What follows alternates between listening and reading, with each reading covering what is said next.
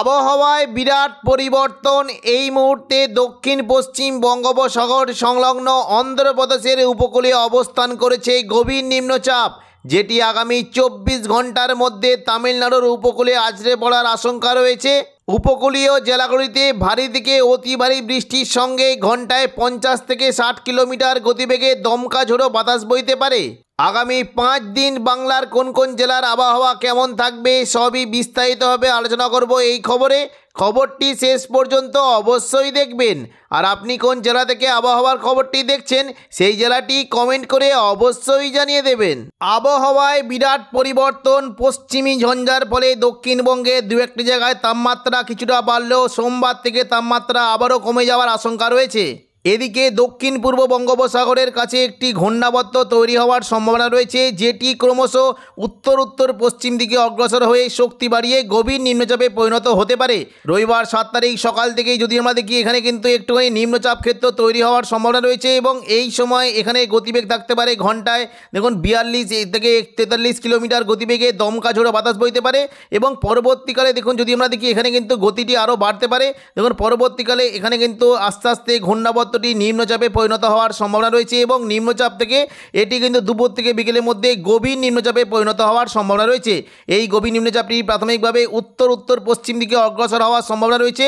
দেখুন যদি আমরা সন্ধ্যা থেকে রাতের মধ্যে দেখি এর কিন্তু গতি বাড়তে পারে এবং এটি কিন্তু আস্তে আস্তে ক্রমশ দেখুন পশ্চিম দিকে অগ্রসর হওয়ার সম্ভাবনা রয়েছে এবং এটি কিন্তু আস্তে আস্তে যদি আমরা দেখি দক্ষিণ ভারতের উপকূলবর্তী এলাকা দেখুন চেন্নাই, পুদুচেরি, তাঞ্জাবুর এই সমস্ত জায়গায় চলে যাওয়ার একটা আশঙ্কা রয়েছে। এই সময় এর গতিবেগ থাকতে পারে ঘন্টায় 43 থেকে 44 কিলোমিটার গতিবেগে দমকা ঝোড়ো বাতাস বইতে পারে।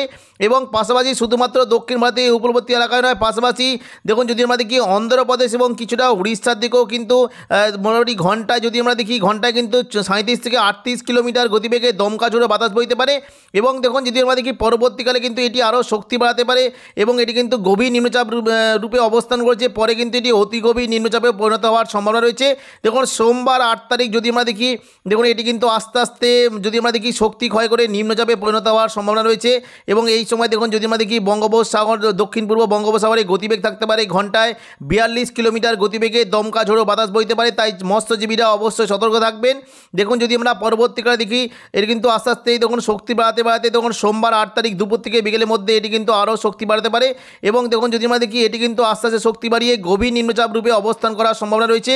এবং এর ফলে চেন্নাই, পুদুচেরি এই সমস্ত জায়গাতে বজ্র বিদ্যুৎ সহ ভারী থেকে অতি ভারী বৃষ্টি হতে পারে। এবং দুপুর থেকে বিকেলের মধ্যে দেখুন যদি আমরা দেখি এটি কিন্তু আরও শক্তি বাড়াতে পারে এবং এর ফলে এখানে কিন্তু প্রচণ্ড পরিমাণে বৃষ্টি হতে পারে দক্ষিণ ভারতের, বিশেষ করে চেন্নাই। দেখুন যদি আমরা দেখি চেন্নাই উপকূলে প্রচণ্ড পরিমাণে বৃষ্টি হতে পারে, বিশেষ করে চেন্নাই, পুদুচেরি, তাঞ্জাবুর এই সমস্ত জায়গায় বজ্র বিদ্যুৎ সহ ভারী বৃষ্টির সম্ভাবনা রয়েছে। এবং পাশাপাশি ঘন্টায় 45 কিলোমিটার গতিবেগে দমকা ঝোড়ো বাতাস বইতে পারে। পরবর্তীকালে দেখুন সোমবার যদি আমরা সন্ধ্যা থেকে রাতের মধ্যে দেখি এই গভীর নিম্নচাপটি কিন্তু আস্তে আস্তে দক্ষিণ ভারতের উপকূলবর্তী এলাকার দিকে চলে আসার একটা সম্ভাবনা রয়েছে।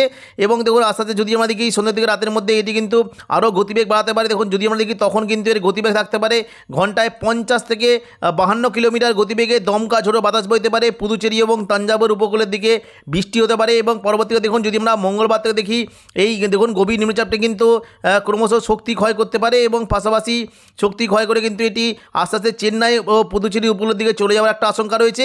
এবং এরই পাশাপাশি দেখুন যদি আমরা দেখি এদিকে দেখুন দক্ষিণ পূর্ব আন্দামান সাগরের কাছে আরও একটি নিম্নচাপ তৈরি হওয়ার সম্ভাবনা রয়েছে, যার ফলে আন্দামান সংলগ্ন জায়গায় প্রচণ্ড পরিমাণে বৃষ্টি হতে পারে। দেখুন যদি আমরা বৃষ্টি মোডে দেখি তাহলে দেখতে পাচ্ছি বৃষ্টি কিন্তু সম্ভাবনা রয়েছে।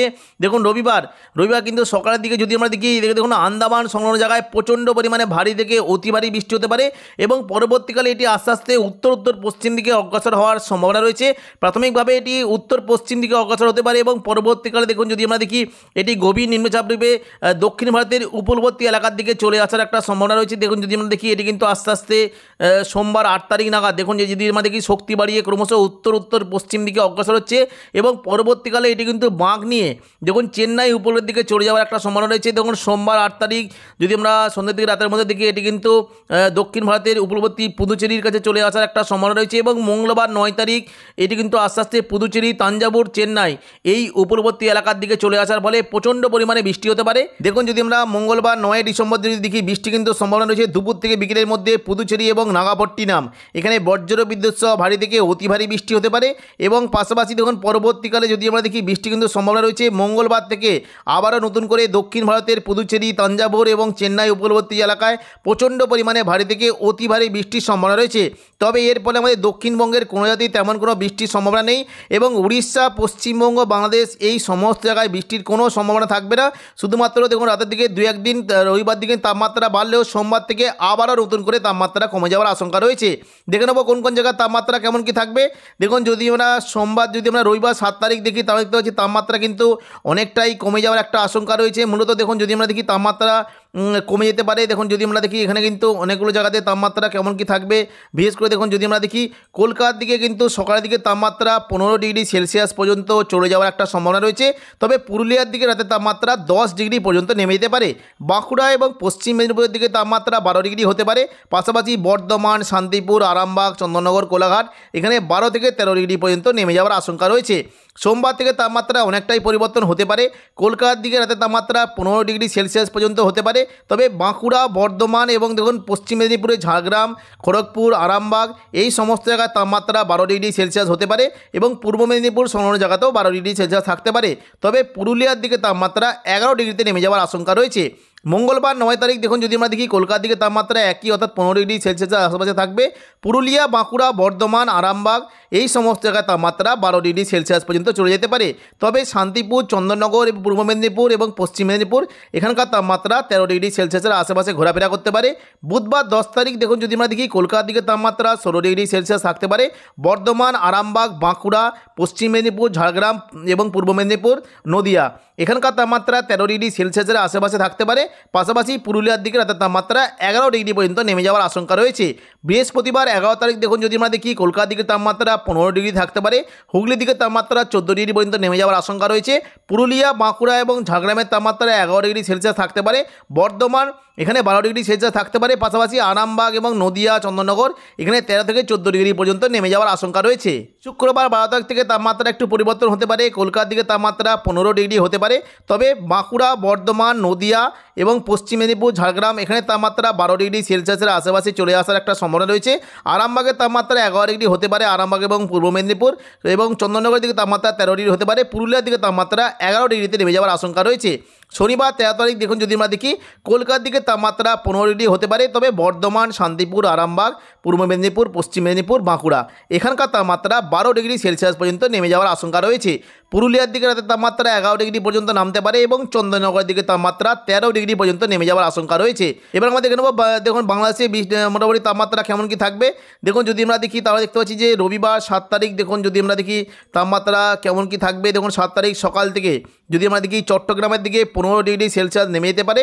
ঢাকা, বরিশালের দিকে 15 ডিগ্রি সেলসিয়াস থাকতে পারে। কুমিল্লা, খুলনা, মেহেরপুর, রাজশাহী এখানে 13 ডিগ্রি পর্যন্ত নেমে যাওয়ার আশঙ্কা রয়েছে।